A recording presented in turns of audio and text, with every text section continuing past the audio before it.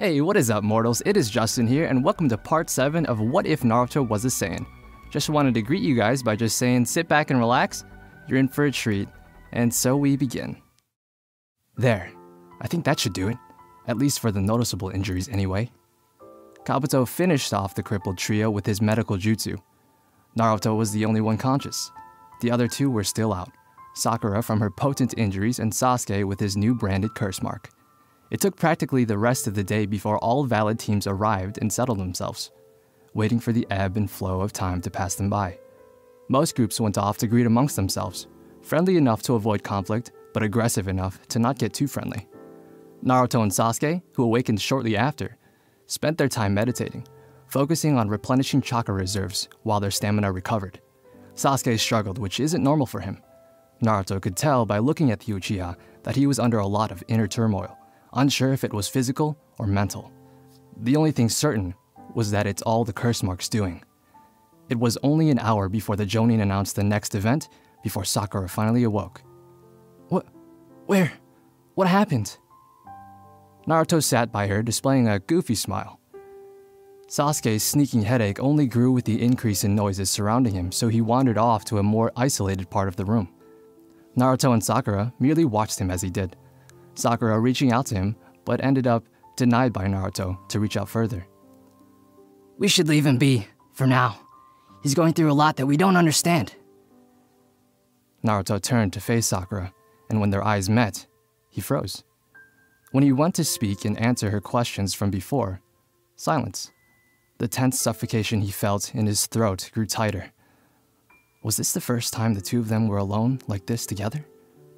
Naruto adjusted his collar away from his chest to let some of his body heat out for a split second before forcing the words out. You did well. What I mean to say is... Naruto couldn't find the appropriate wording to leave the confines of his lips.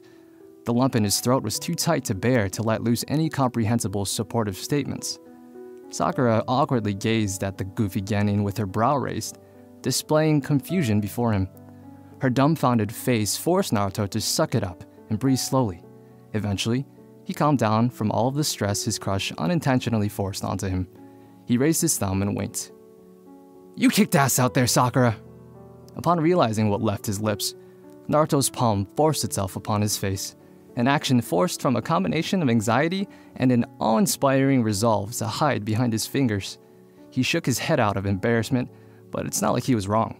She was pretty cool back there. Naruto's awkward comment caught a laugh out of Sakura. Her genuine complexion and cute smile simply tied her chuckle in a cute little package. The kind of smile that is impossible not to catch some sort of wry and emotion from. His cheeks heated up and grew rosy from that pretty face. Hey guys, we're going to be starting here soon. Just wanted to swing by again and get any last refinement to the misses before heading off. Kabuto continued working on Sakura's head injury once more. Naruto couldn't help but think back to before the Forest of Death, when Sasuke insulted Kabuto. It was hard to look him straight in the face. The guilt he felt on Sasuke's behalf was a bit too much to bear.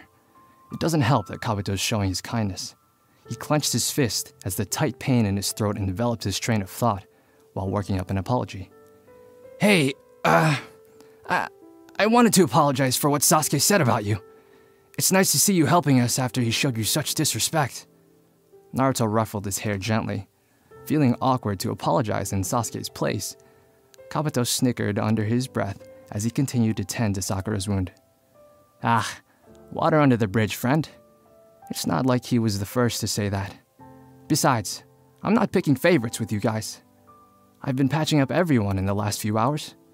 I admit, I'm not the most impressive genin out there. In truth, I want to be a medical ninja. So pardon me if my combat skills aren't up to snuff. I'd much rather patch those up who are good at fighting and send them back out in pristine condition, just like my parents did. Kabuto smiled as he finished up his handiwork for Sakura's head. Meanwhile, Naruto didn't know what to make of Kabuto. He was just impressed and held nothing but admiration for his devotion to being a medical ninja. Besides a rising headache, Sakura ensured to the chatty boys that she'd be just fine. Kabuto and Team 7 parted ways, waving each other off. Sasuke finally broke out from his quiet phase as he reconnected with the rest of the group. You should apologize to him yourself when you get the chance, Sasuke. Sasuke just threw a stern look at Naruto, partly due to the headache. He wasn't all too fond of what Naruto had to say, either. The hell are you on about, idiot? Naruto returned his emotion of disappointment to Sasuke without saying anything else. He didn't have to explain himself to him.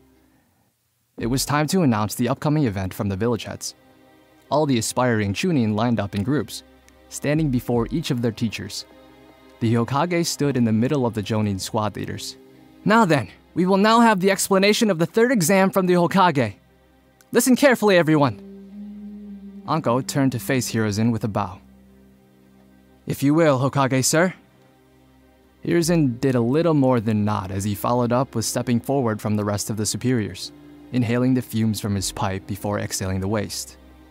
Before the explanation for the third exam starts, I have just one thing I want to announce to you all. The crowd of Genin before him reacted in their own ways, from subtle nods to full-on gasps. About the purpose of these exams. Why do the allied nations conduct the exams on a conjoint basis?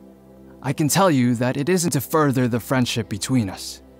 These exams are, so to speak, a microcosm of battles between each of us.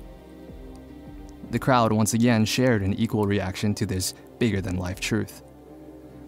Well, let's take a look back on history. All nations were once neighboring provinces amongst themselves. To avoid full-on wars to show off military strength, they all mutually selected a place to battle. This is how the Chunin exams originally came to fruition. So, what exactly are you getting at, Sensei? That the Chunin exams aren't to select Chunin? Young Naruto wasn't sure about this. The Chunin exams were created as an excuse to avoid carnage between nations? That sounds a bit extreme for a simple Genin who just want to grow in rank. There is no question that the Chunin exams are meant to select worthy Chunin. But it is also true that these exams also provide a venue for shinobi who carry their nation's pride on their back to fight for their lives. Supposedly, this does make a bit more sense to Naruto and everyone else now. He and his fellow Genin are the future of the ninja world. This was the debut for the entourage of youngins. Considering what Naruto and his team had to go through in the forest outside of the battle with Orochimaru, it only made sense. Many important figures all over the world will come forth to offer their best Genin, and they will be present at the next exam. So it's crucial that you strengthen your wit and resolve to demonstrate the pride of your nation. Another thing, since this will be a showing of strength for our nation's future, the Chunin exams will impact the jobs that come in. The stronger showing of nations will be seen as detrimental to completing tasks to those who assign jobs to villagers. Inuzuka slashed his hand to the side, as if to metaphorically set all those politics aside. But why should we put our lives on the line for something like that? The Hokage simply answered him in kind. The nation's strength is the village's strength. The village's strength is the shinobi's strength. And the true strength of the shinobi is created to fight for one's life. It's the nature of the exam that you fight for your life, as your forerunners did before you. Gaara's patience began to run thin. The agitated face he wore only grew more sincere the longer this boring conversation went on. Enough already. Just tell us the content of this fight for life test you have in store for us. The Hokage nodded in agreement, even though he understood that he would be beating a dead horse by now if he continued with the topic at hand. He cleared his throat, and before him a Jonin fell from the ceiling to bow to the ringleader. Hokage, sir, please allow me, Hayate Gecko, who has given the task of judge, to speak first. I'll leave the rest in your hands then. The robed master turned back around to his previous post, letting Hayate handle the organization of the upcoming tasks set out for the Genin. He slowly turned to face the entourage, revealing the general lack of physical health about him. Now then, I would like you all to do something before the third exam commences. The crowd looked at him with judgmental eyes. If it wasn't for the context of the situation they were in, this guy comes off as a joke. His words slurred at the last moment, followed by a barrage of coughing. It took him a while to regain control over his bearings before speaking again. Which would be the preliminary to the third exam. This preliminary will grant access to those who succeed the right to participate in the third exam. The outrage that followed by the genin was only understandable. Spending days out in the forest of death, fighting and killing each other to fight again without warning. Excuse me, Sensei. I don't understand the purpose of this. Why not just continue to the third exam with everyone present? Sakura tried her best to be as understanding and discreet as possible. Hayate began rubbing his droopy eyes before speaking in his monotone, sickly manner. Well, this time around, perhaps it was due to the first two exams being too easy, but there wasn't supposed to be this many of you left after all was said and done. To keep tradition with the third exam, we'll have to thin out the herd. He, once again, continued with his blow-for-blow coughs, once again, struggling to regain his lungs. Excuse me. If there is any amongst you who isn't in condition to fight and wants to drop out, please speak up. I haven't got all day. But, before you do, I forgot to mention that we'll start immediately. And we will be doing this through a system of one-on-one mock battles. Orochimaru, who was in disguise as a squad leader, smiled as he gazed upon Team 7. They were oblivious to his presence since he looked nothing like he did in the forest. The waves of pain that Sasuke receives from the curse mark began to arrive at quicker intervals. He began gasping in pain under his breath, and his squadmates caught onto it. Sasuke, I don't think you're in any condition to fight with that mark putting you through so much pain. Sakura's suggestion did very little to sway Sasuke's resolve. It pissed him off even. He gritted through his teeth, choosing to ignore Sakura, thinking nothing of what she just said. Naruto stood idly.